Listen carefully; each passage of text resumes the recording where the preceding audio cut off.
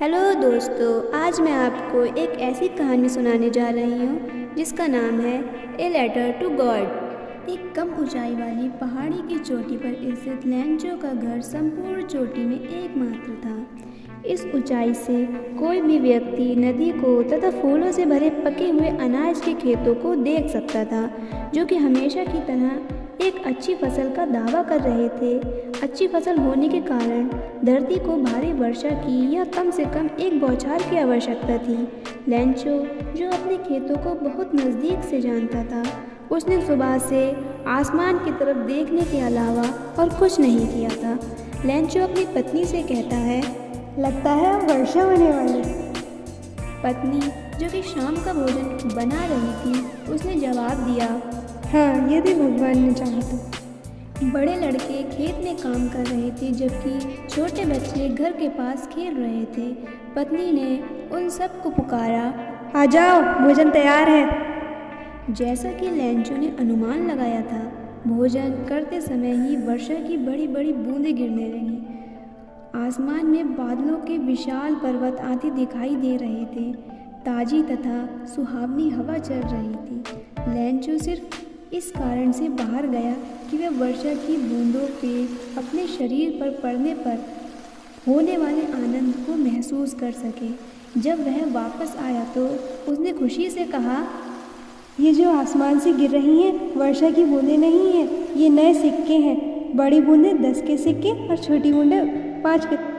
वर्षा से हुई संतुष्टि के कारण उसे ऐसा लगा कि पके हुए अनाज से लदा खेत वर्षा की चादर में लिपटा हुआ हो।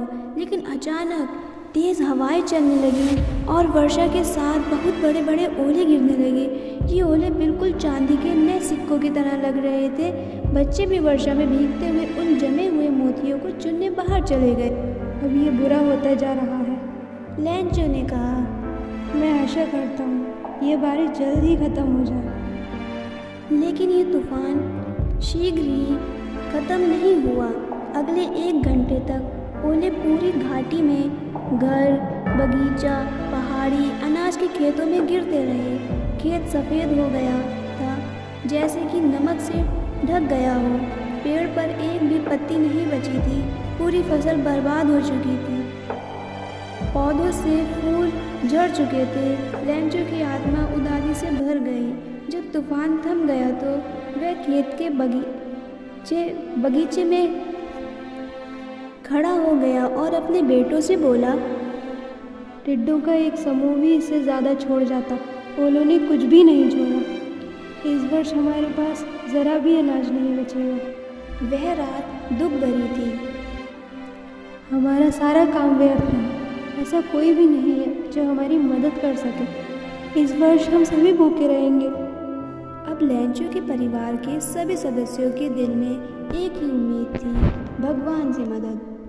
लेंचो ने अपने परिवार को दिलासा देते हुए कहा कि यह पूरा नुकसान है, लेकिन फिर भी उदास नहीं होना चाहिए, क्योंकि कोई भी भूखा नहीं मरता। लोग भी ऐसा ही कहते हैं, कोई भी भूखा नहीं मरता। लेंचो पूरी रात एकमात्र आशा के बारे में सोचता रहा कि भगवान से मदद कैसे ली जाए।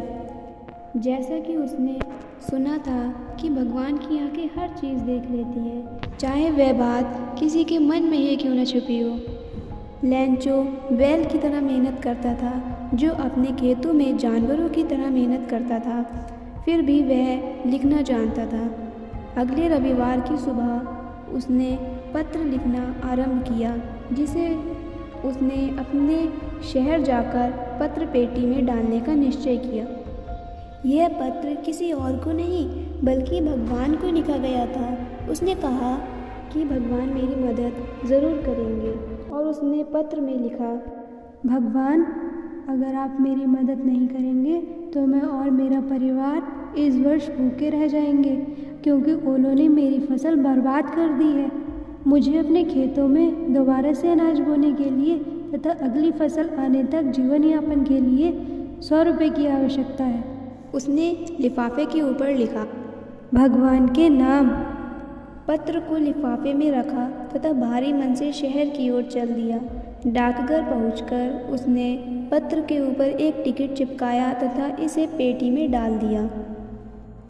एक कर्मचारी जो वहां डाकिया था, डाकघर के कामों में भी मदद करता था, जोर जोर से हंसता हुआ पोस्ट मास्टर के पास गया और भगवान के नाम का पत्र दिखाया। डाकिये के तौर पर अपने पूरे सेवा काल में उसने यह पता नहीं देखा था। पोस्ट मास्टर जो मोटा तथा मिलनसार था, वह भी पत्र देखकर हंसने लगा, परंतु तुरंत ही वह गंभीर हो गया और पत्र को टेबल पर थपथपाते हुए बोला, कितना विश्वास है।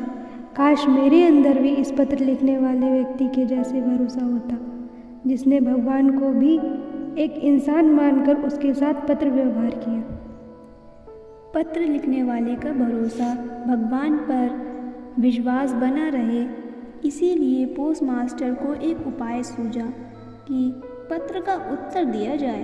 पर जब उन्होंने पत्र को खोला तो पता चला कि पत्र का उत्तर देने के लिए कलम तथा कागज से ही कुछ नहीं, बल्कि उससे कुछ ज़्यादा की उन्हें ज़रूरत पड़ेगी। पर अपने निश्चय पर वह अटल रहा और उन्होंने अपने कर्मचारियों से कुछ पैसे मांगे तथा उन्होंने स्वयं भी अपनी तनख्वाह का एक हिस्सा दिया। उनके कुछ मित्रों ने भी पुण्य का कार्य मानकर कुछ न कुछ देकर उपकृत दिया। पोस्ट मास्टर के लिए 100 पैसे इकट्ठे कर पाना संभव नहीं था, अतः वह उस किसान को आधी धनराशि से कुछ ही अधिक भेज पाया। इस धनराशि को उन्होंने एक लिफाफे में रखकर लैंचो का पता लिख दिया, साथ ही इसमें एक पत्र भी रख दिया जिसमें केवल एक ही शब्द था, भगवान। अगले रविवार को लैंचो समय से पहले ही यह पूछने के लिए आ गया कि उसके लिए कोई पत्र तो नहीं आया है। डाकिये ने स्वयं भी उसे वो पत्र दे दिया। पोस्ट मास्टर जो यह नेक कार्य करके संतोष अनुभव कर रहा था, अपने कार्यालय के दरवाजे से देखने लगा। लैंचो को भगवान पर इतना विश्वास था कि पत्र में पैसे को देखकर लैंचो को ज़रा भी आश्चर्य न हो, परंतु धन को गिनने के बाद उसे गुस्सा आ गया। गलती नहीं कर सकते भगवान, न ही वे लैंचो की विनती अस्वीकार कर सकते हैं। तुरंत ही लैंचो ने स्याही तथा कागज़ मांगा। टेबल पर उसने पत्र लिखना शुरू किया। उसकी भौहें सिकुड़ी हुई थीं ताकि वह अपने विचार सही ढंग से व्यक्त कर सके। जब लिखना समाप्त हो गया तो वह खिड़की से एक टिकट खरीदने गया, जिसे उसने जीभ से चाटकर तथा